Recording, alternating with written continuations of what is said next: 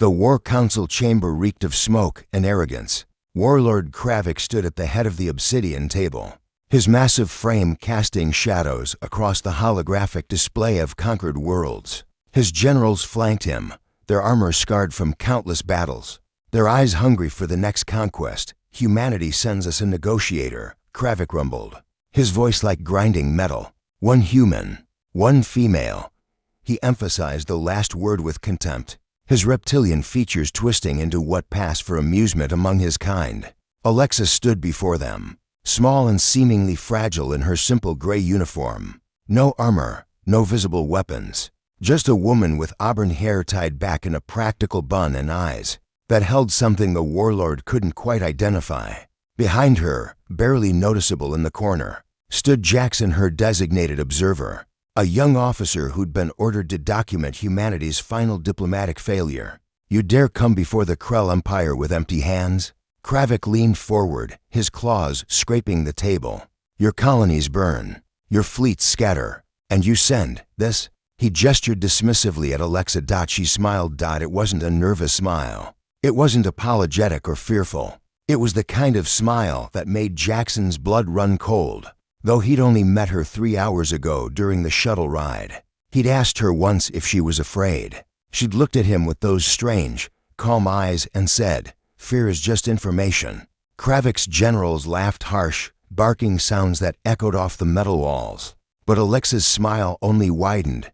"You find something amusing, human?" Kravik growled. "I find it interesting," Alexa said softly, "that you've conquered 47 star systems, subjugated 19 species, and commanded fleets numbering in the thousands." She paused, her head tilting slightly. "Yet you've never encountered someone like me." The laughter died. "And what," Kravik said slowly, "makes you special?" Alexa's hand moved to her collar, where a small silver pin rested, so insignificant that Jackson had barely noticed it. She touched it gently, almost lovingly. "This is badge 7, she said conversationally. "There are only 12 of us. We don't negotiate, Warlord. We're not diplomats. She seemed to search for the right word. "Insurance." Kravik's hand moved toward his weapon. Around the room, his generals tensed. "I wouldn't," Alexa said, and something in her voice made the warlord's hand freeze mid-motion. "You see, humanity learned something interesting about warfare. We learned it the hard way, across thousands of years of killing each other. We learned that the most dangerous weapon isn't a bomb or a gun or a fleet of warships." She took a step forward. The generals' hands went to their weapons, but Kravik raised a claw, stopping them. He was curious now, in the way a predator is curious about unusual prey. "The most dangerous weapon," Alexa continued, "is an idea, and I am full of very dangerous ideas."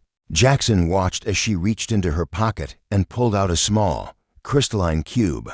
She placed it on the table, and it began to glow with a soft, pulsing light. "This contains everything," she said. "Every tactical analysis of your empire, every weak point in your supply lines, every political tension among your subjugated species, every psychological profile of your commanders." She paused. "And every single way to dismantle everything you've built." Kravik stared at the cube, then back at her. "Threats? You think we fear your strategies?" "No," Alexa said, and her smile returned sharper now, like broken glass. "I think you fear what happens when everyone else gets this information. Your enemies, your allies, your own generals." She let that sink in. "This cube is broadcasting right now, to everyone, every resistance cell, every enslaved world, every ambitious officer in your own ranks who thinks they could do your job better." The room went silent. Kravik's face contorted with rage. I haven't finished," Alexa interrupted, and impossibly, the warlord fell silent. "That's just the strategic information. The real gift is what comes next." She touched her badge again, and suddenly the holographic display changed. It showed footage, raw, unfiltered footage of Krell soldiers committing atrocities across a dozen worlds. Civilians executed, cities burned, children torn from families. "Your empire," Alexa said quietly, "was built on fear. But fear is a fragile thing. It requires maintenance. It requires everyone believing you're invincible." She gestured to the screens. "This footage is being broadcast across every planet in your empire. Not just to humans, to everyone. They're seeing what you really are. They're seeing that you bleed, that you can be beaten. Jackson understood then. This wasn't negotiation. This was detonation.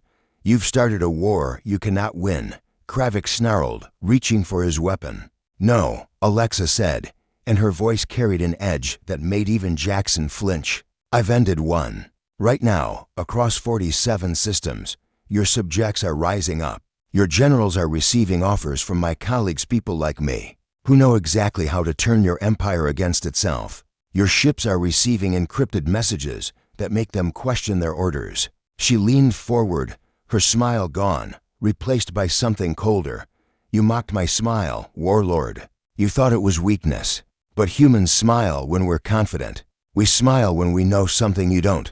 She picked up the cube. And what I know is that in approximately 30 seconds, your flagship's main reactor will receive a shutdown command from a virus that's been dormant in your systems for 6 months. In 60 seconds, 17 of your generals will receive messages that will make them question your competence. In 2 minutes, your enslaved worlds will have detailed instructions for rebellion. Kravik's eyes widened. Around the room, alarms began to wail. This meeting, Alexa said, stepping back toward Jackson, was never about negotiation. It was about keeping you here long enough for everything else to fall into place. The lights flickered. Kravik roared and lunged, but Jackson was already moving, pulling Alexa toward the exit as chaos erupted around them. They ran through corridors filled with panicking soldiers, alarms screaming, systems failing. When they reached the shuttle bay, Alexa finally let out a long breath. Did it work? Jackson gasped. Alexa looked back at the crumbling command center and smiled again, that same terrifying smile. Fear, she said softly, is just information. And we just gave them enough to tear themselves apart. As their shuttle launched, behind them, the Krell Empire began its collapse, not with a bang, but with the quiet, devastating precision of an idea whose time had come. And humanity learned once again why they never sent soldiers to end wars, that they sent Badge 7.